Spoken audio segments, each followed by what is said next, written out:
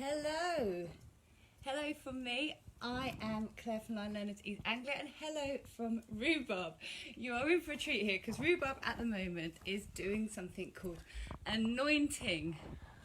And all hedgehogs do this. What he's doing, strawberry's a bit of a treat for him, and when he gets it, he gets very excited. And what he does, he loves the taste so much, and it's quite a novel taste for him. So he builds up a big foam in his mouth, and then he licks that all over his body, which is what he's doing right now. I always think they look hilarious when they do this. It's something that all hedgehogs do, and it actually baffles scientists. No one actually knows quite why they do it. Some people think maybe they're doing it as a defense thing, to put a new smell on them, to scare off predators, but no one actually knows, but it's something all hedgehogs do. Let's have a little watch of him before we actually get into today's session. Oh dear. And he's had a bath this morning as well. It's typical, isn't it? You get him all nice and clean, and then he builds up a lovely strawberry foam and puts it all over him.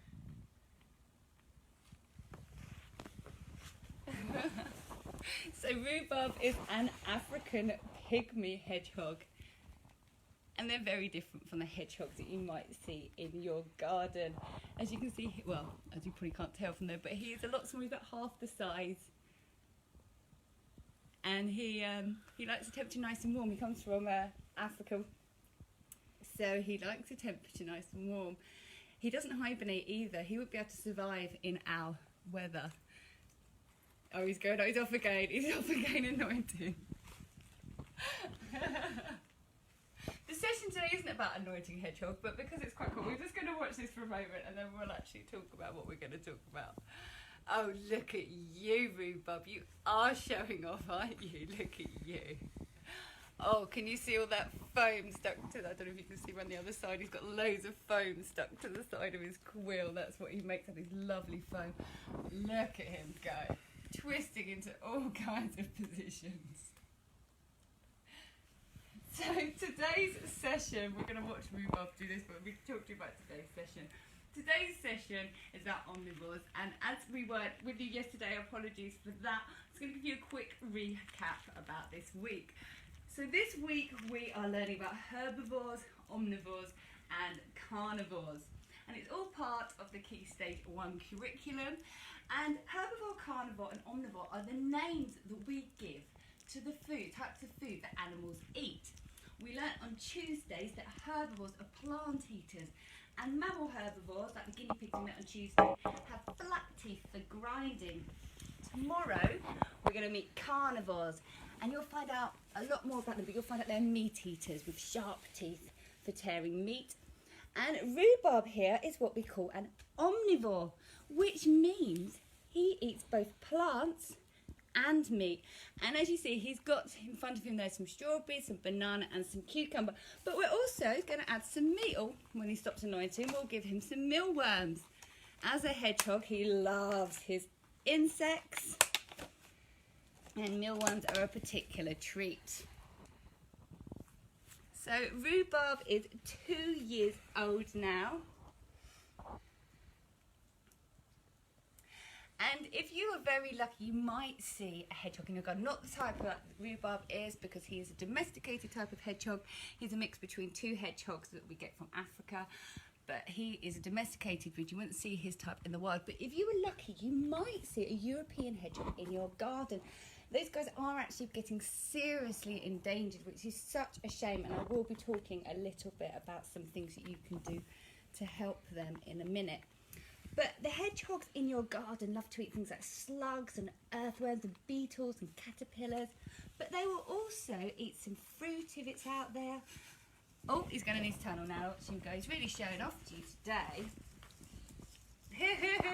You can see his quills here sticking up. One thing that all hedgehogs have in common are these beautiful spikes that go along his back, and we call them quills. And at the moment, because he's nice and relaxed, they're fairly flat, but he can make them really stand on end, and if he wants to, he can curl up in a ball, make them all stand on end, and that would really put off a predator trying to eat him. There you go. Would you like a mealworm? Would you like some? Oh, yum, yum, yum, yum. He's eating that. I don't know if you can see from that angle. Let's try and get him to come over here. Rhubarb! Rhubarb! What have we got here for you, Pickle? Look. I'm going to move this a sec so they can see you eating. Here he goes. He loves his mealworms. Hedgehogs do like their food. Absolutely love it. So if you do want to encourage hedgehogs to your garden, there are a few things you could do.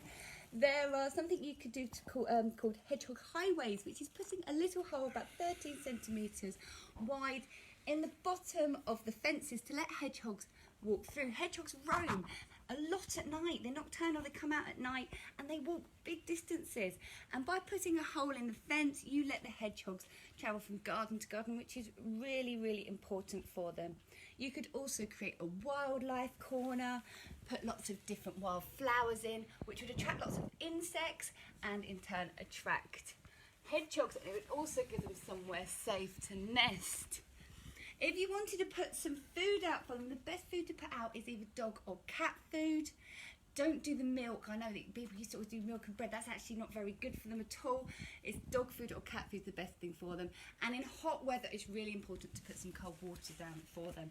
There's a brilliant website you can check out about hedgehogs and find out more what you can do to help them, called hedgehogstreet.org. Check that out. It's a really nice one to see. Rhubarb, would you like to try that before we move on? So other mammals, Rhubarb here is a mammal because he's got fur on his tummy, he's warm-blooded. We learnt about mammals last week.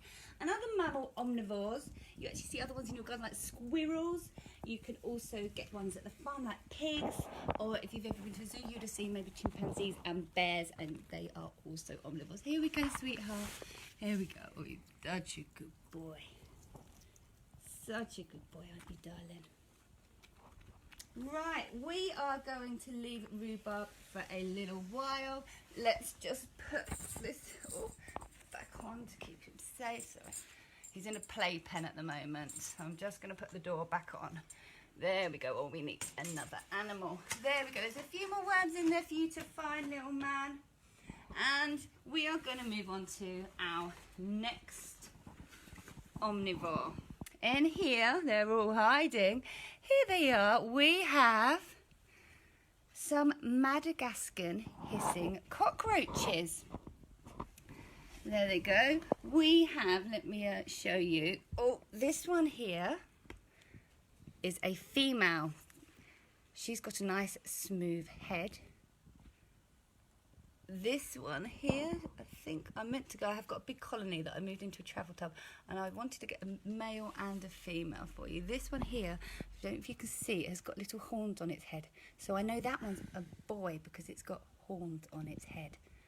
There's also some babies in here. Oops, let's try and find them. Hello, there's a little baby right there. And these guys are from Madagascar. You'll get them in the Madagascan rainforests, foraging around on the forest floor. And they are omnivores. Though when you have them as pets, you mainly feed them fruit and vegetables with some oat bran and things like that. You mainly feed them more of a vegetarian diet. In the wild, they are opportunist feeders. And if they came across a dead animal, they would happily eat it. And they'd also eat small insects. So they are omnivores. Madagascan hissing cockroaches are not pests like we think. We do think of cockroaches in general as pests. There are lots and lots and lots of different types of cockroach, and only about 4 are considered pests. These guys are not the type that would come into your house and cause big problems. Here we go, they've got some strawberry and stuff in them, they're quite chilling out. These guys got lovely sticky feet. I don't know if they will show you, but if they're like Spider-Man. They can hang upside down on logs just like this because they've got amazing sticky feet. It's cool, isn't it? As omnivores, all omnivores actually have a lot more choice of food than either herbivores or carnivores. Herbivores just have the plants and only certain type of plants quite often. Carnivores eat meat, whereas these guys eat both. So it's kind of understandable why something like a cockroach would be an omnivore, because they're known for being a species that can survive a really, really long time. In fact, the first cockroaches were around about the time of the dinosaurs. They've been around a really, really long time.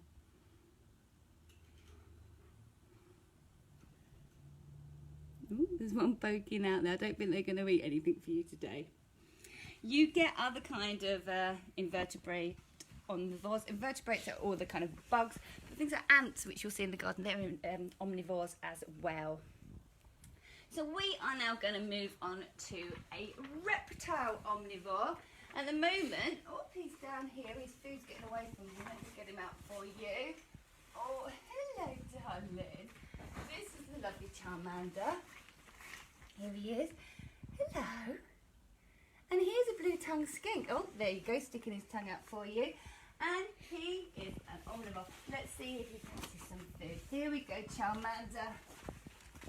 In here, we've got his favourites. We've got some banana. He loves banana.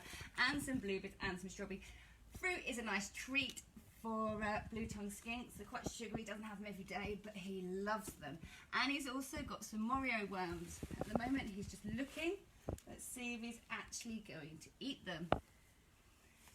Now, this type of blue-tongued skink that Charmander is called a Marok, and he is from Indonesia, and he lives in the rainforests of Indonesia, foraging along on the floor, on the forest floor, where he'll eat things like live bugs. He'll scavenge as well. If he finds a dead animal, he'll eat bits of that. He will eat eggs, so he will eat berries and fruit and blossoms from trees.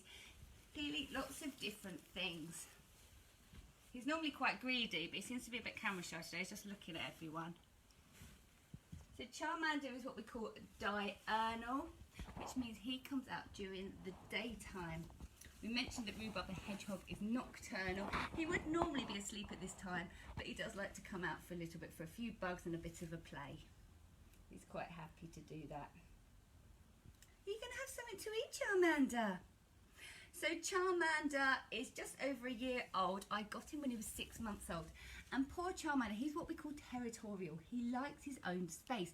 He has a huge vivarium that he lives in all on his own. But when I came across Charmander, he was actually being kept with lots and lots of other blue-tongued skinks, which he didn't like, and they all fought each other. And poor Charmander got bitten just above his eye. I don't know if you can see here. He's got a scar above his eye. Gives him a bit of a pirate look, bless him.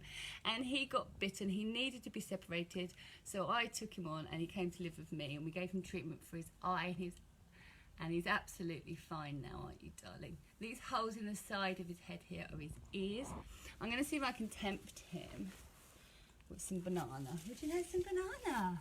What have I got here, darling? Oh, here we go. There we go. He's very gentle.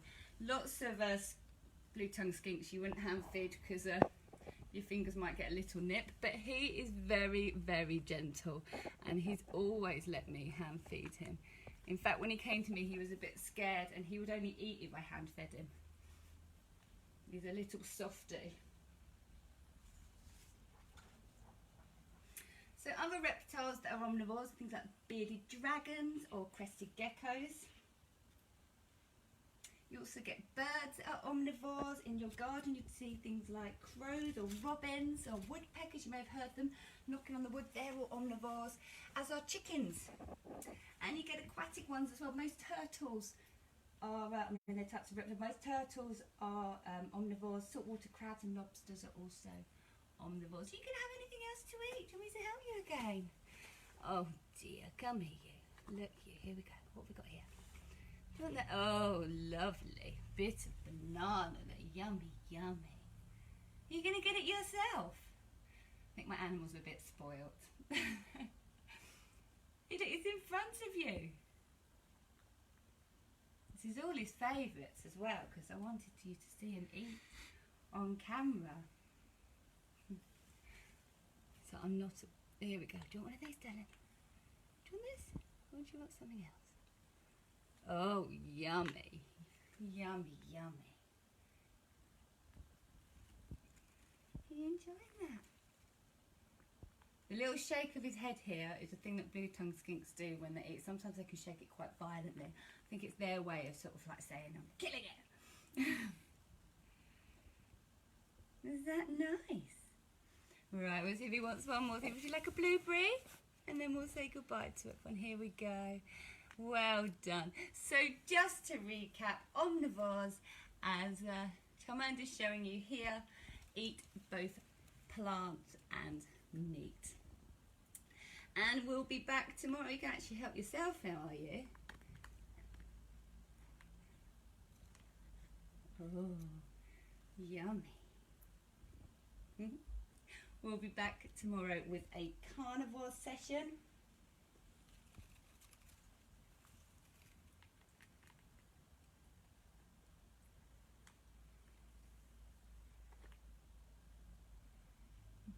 Not sure about the strawberry.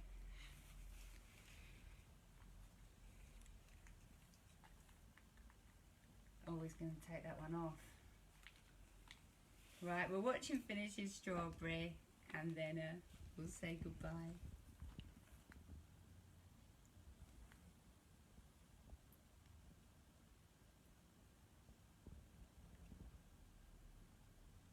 Yum, yum, yum.